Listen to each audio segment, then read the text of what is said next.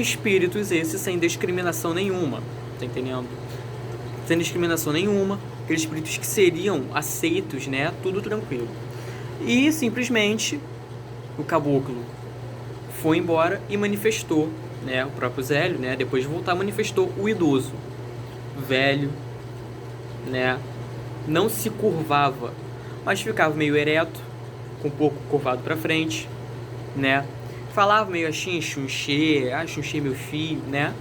Onde era o chamado Pai Antônio. Pai Antônio. Dizem que era o chamado Pai Antônio de Angola, mas a gente não viu ainda coisas que comprovam que seria de Angola, mas o nome dele era Pai Antônio, né? O primeiro, não vou dizer que o primeiro, né? Porque os espíritos de benzedeira e de rezadores ainda, né, tinham manifestações deles nessa época, antes da própria Umbanda, né? E além disso, em manifestações culturais antes da própria Umbanda, que existia essas manifestações que em breve eu falarei, né? É o caso, né, o primeiro preto velho da Umbanda descer na Umbanda foi inerentemente Pai Antônio, né? Da qual ele trouxe, né, os fundamentos, né? Fundamentos como, né, como é que funciona o Amaci, como é que funciona a camarinha, né? Ele trouxe os pretos velhos para a Umbanda, né, onde os próprios Zélio, por ter respeito com o catolicismo, né, ele montou, né, um altar envolvendo santos católicos, onde os pretos velhos trouxeram os orixás para a Umbanda. É o caso, né, por exemplo, como a Umbanda ela é carioca, né, ela foi fundada em Niterói, né, temos aqui basicamente o sincretismo dos orixás de maneira aqui dessa região, né? Sendo assim, nós temos Oxóssi como São Sebastião, né? Já na Bahia, São Sebastião, da última vez que eu vi, né, pelo menos, era Ogum, né? São Jorge aqui, né, é Ogum. Agora, São Jorge lá na Bahia é Oxóssi, né? Então, aqui eu fui trazendo os orixás, os próprios pretos velhos, através da imagem do santo, né? Basicamente, né, nós temos a fonética, né, a verbalização deles, trazendo Nossa Senhora Aparecida, né, como Oxum, né? Temos Santa Bárbara como Inhaçã, né? Temos Iemanjá, né, Virgem Maria, ou Nossa Senhora dos Navegantes como Amanjar, né? Santo Antônio como Lexu, né? E basicamente esses nomes foram se adaptando, formando o que a gente conhece hoje como Iemanjá, Oxum, Oxóssi, né? Iansã, Exu, né? São Bartolomeu seria Oxumari, né? Que a gente vê como Oxumari, né? Por aí vai, né? E etc, porque são muitos orixás, né? Sendo assim, aí se fixou a chamada, né, Umbanda de Zélio, ou Umbanda branca, né? Umbanda tradicional, né, que muitos falam, né? Sendo assim, aí foi o início da Umbanda. Podemos se dizer que ela decodificada foi. Mas a gente tem que entender de onde é que veio essa codificação.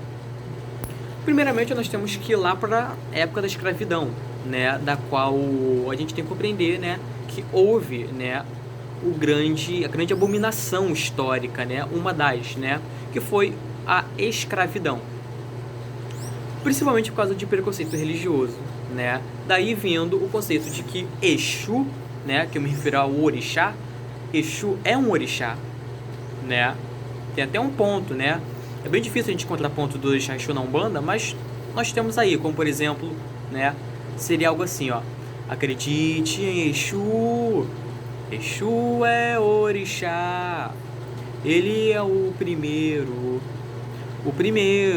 orixá.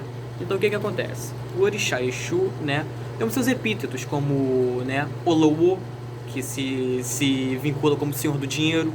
Temos Tiriri, né, não o Exu Tiriri, entidade, Tiriri Lonan, Tiriri das almas, né, não.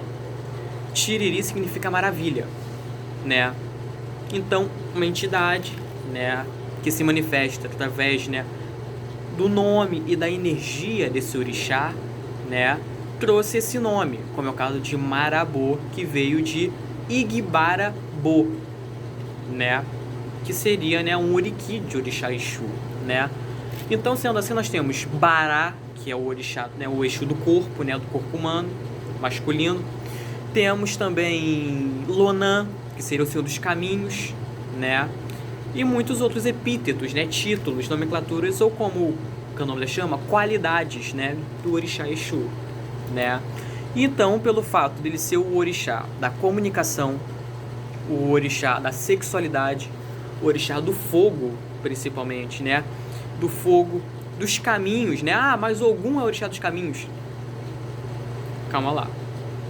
Exu é o senhor das encruzilhadas. Ogum é o senhor das estradas. Cedo ou tarde, uma estrada, uma rua, desemboca numa encruzilhada. Cedo ou tarde. Então, ambos, inerentemente, estão juntos, né? Querendo ou não. Eles sempre, mais cedo ou mais tarde, se encontram. Sempre eles estão juntos, né? Agora, o que é uma encruzilhada? Senão a intercisão de duas ou mais ruas. Ou seja, a encruzilhada é o lugar que te leva aos caminhos, né? Então, se ela te leva aos caminhos e o orixá Exu, ele é o senhor das encruzilhadas, quem é o senhor dos caminhos nesse meio? Né? O orixá Exu. A partir do momento que as encruzilhadas te ligam aos caminhos. E se ela te liga aos caminhos, é Ogum. Ogum, ele pode ser o senhor dos caminhos abertos. Caminhos abertos, tipo uma estrada sem interrupções, né? A gente pode entender assim. O abridor de caminhos, né? Aquele que rompe qualquer demanda, né? O orixá demandador. Tanto que tem até a saudação Patacori Ogum, que vem de Pataki Ori Ogum. Pataki é cortar, arrancar, decepar, né? Ori é cabeça, né? Ogum é o nome do orixá. Sendo assim, né, seria algo como salve o orixá, cortador de cabeças, né, decapitador ou coisa desse nível. Compreendendo isso, né, se ele parte a cabeça, né, pelas lendas dele ser o orixá da guerra, o orixá guerreiro, se ele tem, né, a capacidade de cortar a cabeça, ele corta as coisas que atrapalham, que incomodam, tá entendendo? Né? Corta as coisas negativas. Sendo assim, nós temos a alusão de que Ogum, ele é aquele cara que está cortando a demanda, né? Cortando o negativo, né? Através, né, da saudação Patacori Ogum, né? Que seria salve Ogum, o orixá que arranca as cabeças, cortador de cabeças, né? Sendo assim, né,